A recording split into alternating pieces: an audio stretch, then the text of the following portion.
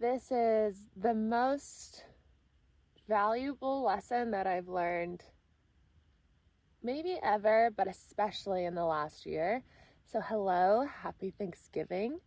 If you are from the States and you celebrate, I hope that you have a wonderful celebration. We are here in Italy, and we are also going to celebrate today on the farm. There's quite a few Americans. And it's just, regardless of the history and whatever of the holiday, which is actually very interesting because I'm on my last episode of season 3 in Yellowstone. And, it talks a lot about like Native Americans and that whole history and what's still going on. And the holiday is very relevant to that. So, anyway, there's some lessons that are unfolding within that topic that I really love observing. And I know I want to go into that topic, but I can't go into that topic because there's so much to say already. But I'll briefly say it, I guess, because it wants to come through. Is like a lesson that I've learned so far just in watching this TV show, which like it really is, it can be super beneficial to watch a show sometimes. I know like in the spiritual community, it's like TV's bad, all the frequencies behind the shows are programming you and blah, blah, blah. And yes, I do think that that can be a thing for sure.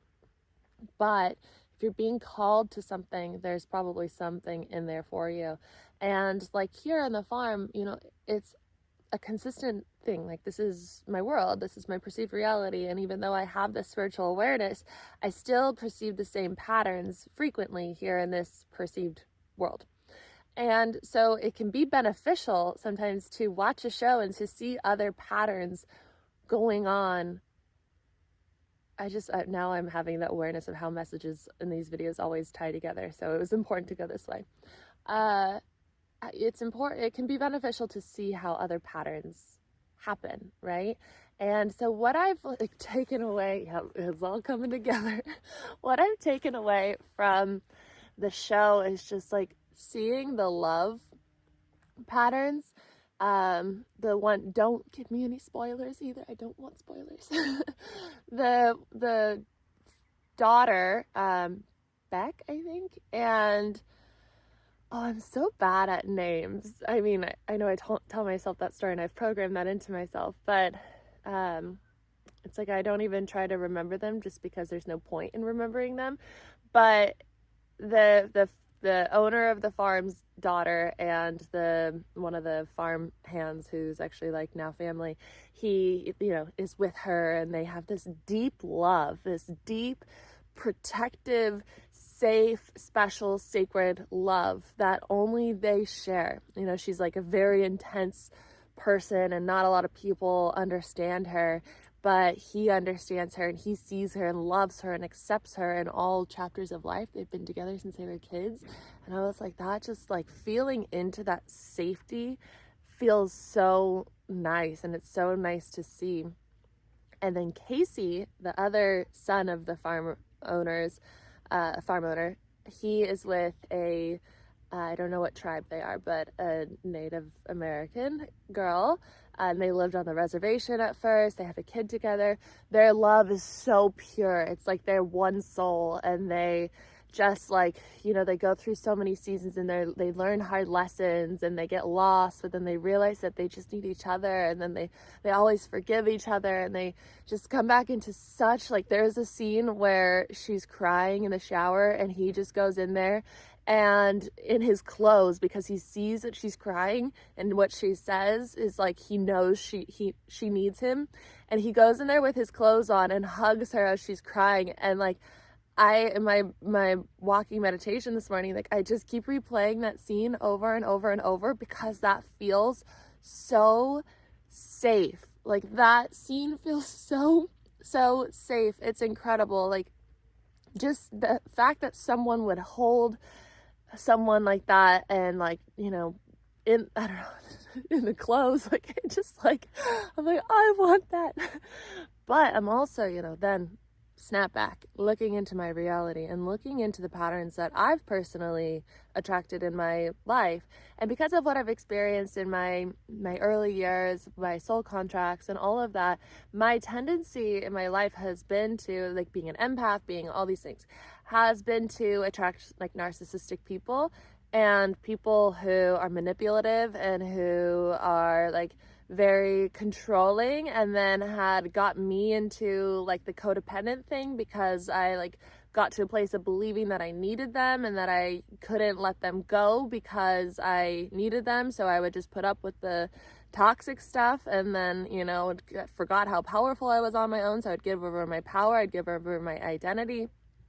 And so it's something that, you know, I'm not in a romantic relationship right now, but it's something that I want to truly look at and alchemize on all levels before attracting another partner. I feel like I'm in this like incubation period for that specific part of myself. It's like, there's so many different layers of human experience, right? Even if we go so deep into our spiritual journey and we bring so much awareness around so many different things, it doesn't mean that we're like perfect humans. And so there's a part of me that, you know, still wants to heal in those ways, in my relationship ways, not just romantic, but like how I relate with people, how I trust people.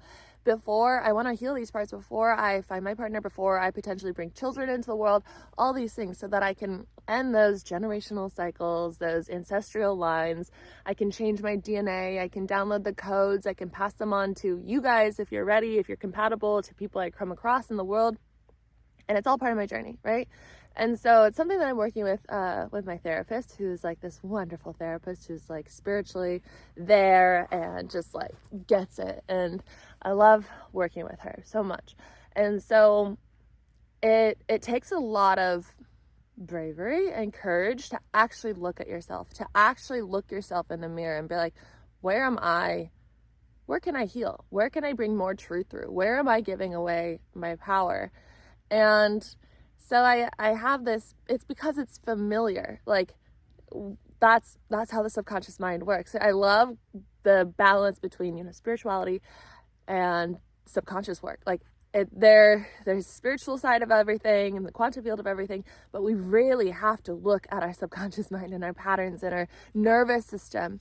And so that's what brings me to this, is like, before we started getting into this topic of, you know, these patterns of manipulation, of all these like codependent things that have happened in the past, of narcissistic abuse, of all these things, we were talking about safety within the body. And so a lot of my health journey with Lyme disease and mold illness and all these things was and has been rooted in nervous system damage and in distrust, in traumatic events that happened to my body within my life, that have happened to many people, unfortunately, that made my body go into a state of not trusting my mind.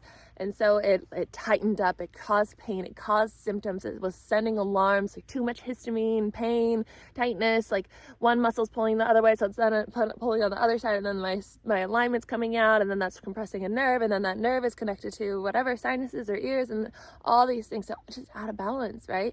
Because of this dysregulation, because of this distrust.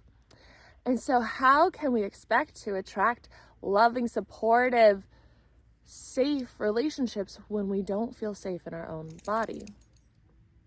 And so when she asked me that question recently, because of the like symptoms within my ears and my sinuses, that still lingers. I love crazy boy. Brief interruption for Arlo's craziness. I love that child. Arlo, come here. Come. Good boy. And so, yeah, I still have these things that are related to mast cell activation syndrome. But mast cell activation syndrome is just like a misfiring and overfiring of histamine, of alarms, the body trying to speak. And so there were so many years of treatment, of healing and of deep spiritual work and regulation and all these things that I went through in order to get to myself to a place where I could leave the house, where I could run a business, where I could travel the world, where I could, you know, be in other people's homes like be around other people who wear clothing. If you know, mold and mycotoxins, like I was so sensitive. I had to do an ERMI test and Hertz me test for every single home that I ever would go into. If anyone ever wanted to come to my house, I would make them strip on which didn't happen very often. They would have to strip on my balcony and then run to the shower and use my special soap. And then I would like sanitize the shit out of their clothes. And then I would give them fresh clothes to wear and then of mine until their stuff was all done being treated. And then, all of these things. I had to wash their hair with the special soap too. And so it was a lot of fear, a lot of dysregulation, a lot of unsafe feeling within my body. And so I got to a place where I was like, okay, now like I need to glide. And we talk about this a lot on my channel where it's like we dig and then we glide and then we dig and then we glide. And that's like the spiritual journey. If you're always in that state of like going deeper, then you just don't really get to experience what you've gone deeper for. And so now I'm looking at like the last bits of like this like stiffness in my neck, the overproduction of histamine and those symptoms. And I'm like, okay, what is it? It's still a bit of distrust in my body because of past things. And like the things that have happened within your life, like many of you probably know, the body keeps a score. So it's like these things don't just go away. The body remembers everything. And so as I'm working on feeling safe in my body and as I'm perceiving these relationships that have been in my life that have been like very, manipulative and wonderful, like it's all rooted in love, but people just have so much conditioning and then we're just like familiar with it and then we fall into it and all these things. So as I'm observing all those relationships that I was in and observing the unsafety in my body and watching this show, I'm like, whoa. I want to feel safe. I want to feel secure. I want to feel loved. I want to feel protected. I have to feel that first. And so this is the answer here. So I was, Arlo, no, come. Eyes in the back of my head. I was like, okay, well, what can I do to support my body, to support my healing, all these things? And I was like, well, this is exactly what I practice, what I preach. So it's like, I need to go into that future vision where I'm in my most ideal chosen timeline, where I'm with my wonderful soulmate who like looking into his eyes is like looking into a part of me, where I'm in my home that feels so wonderful and safe, where my, everything is just flowing and comfortable and like and safe. Like I think that's the biggest thing, and where my body, feels amazing. And so it's all interconnected, right? So by going to this chosen timeline where I feel so safe and I can like visualize just different scenes, like being in the kitchen in my like comfortable, beautiful bamboo pajamas, and we're making protein pancakes, and like the view of the lake out the window is like sparkling, and the mountains are huge, and the animals are all like, having fun in the house and outside and all these things.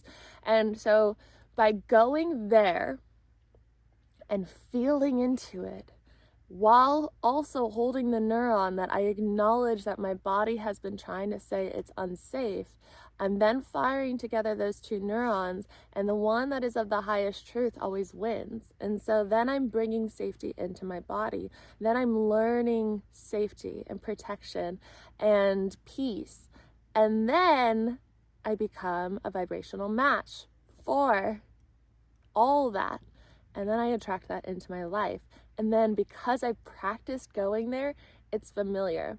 And so that's why watching shows sometimes can be beneficial, because it's like, I've heard many people say this before, where they were raised in an unhealthy environment with like, parents who weren't fully healed or healed at all in many ways. And it's like, how did you get out of that environment? How did you like become so normal? And a lot of people will say, because I watch TV shows and I saw like what a family's supposed to be. I saw what a relationship is supposed to be, and I mirrored from there.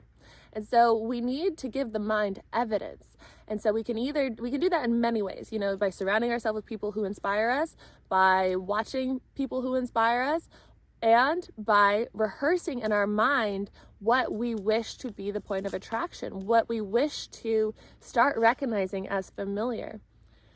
Something that my therapist said to me the other day was like, maybe when you attract that perfect person, they would be almost like boring, and like boring pretty much, because that's not completely familiar. What's familiar and like chemistry and like all the brain signals has been the narcissistic abuse, manipulation, the lying, the cheating, all that. And I was like, that is very interesting. And so I've been practicing, making it my absolute mission to go to those visualizations where that is the familiar, where that is the way that I'm headed, and that is my point of attraction. So I hope that this reaches the right people. My intention, thank you, angels and guides of the highest truth, for connecting me with those spiritual beings having a human experience who are intended to receive this message right here, right now, and who are in resonance with this message. And I choose that it reaches everyone who needs it at this time. And thank you, and so it is. So if you're here right now with me, it's for a purpose, it's for a divine reason, if you made it all the way to this point. And it's a beautiful, vulnerable topic. So wonderful being human.